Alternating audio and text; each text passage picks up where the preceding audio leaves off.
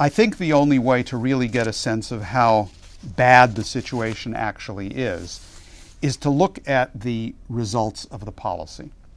And I want to say one word about this because people will often say, oh, gee, the IMF policies have failed. They haven't produced what they promised they would produce. Or the Federal Reserve policies have failed, why it's led to a bad situation. I would argue the contrary. I think that the IMF policies have succeeded because the intent of their policy was to kill people. The Fed policies have been completely successful because the intent of the policy was never to bring about some sort of an economic recovery. The intent of the policy was to produce exactly the hyperinflationary bailout and genocide which it is in fact producing. So Greece today is not an IMF failure, it's a success story. They're killing them off. It's what they intended to do. The British imperial policy is depopulation, and that's what they're achieving. And they are succeeding, and they will succeed unless their entire system is replaced by Glass-Steagall. You have a situation in Spain where at the end of 2012, over 50% of the youth labor force aged 18 through 24 was unemployed. And the projection is that by the end of this year, that will hit 60%. Now, in Greece, it has already hit 60%. In fact, the latest official figures from Greece are a 62% youth unemployment rate. Now, stop for a second and think about what that means.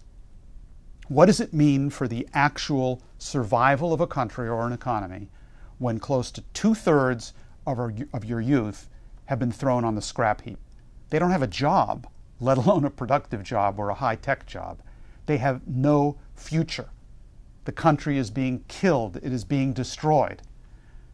And I ask you, what is the difference between this destruction of a country and the concentration camps of Adolf Hitler, also inspired by the British? There's absolutely no systematic difference between the two. This is genocide which is going on, and it is intentional genocide which is going on. And it's that policy that has to be changed. That's why LaRouche says that the alternatives which we're actually facing today are between a return to the Franklin Delano Roosevelt Glass-Steagall principle of 1933 or genocide. And in the case of the Glass-Steagall Act, the very first sentence, which I want to read to you, reads as follows.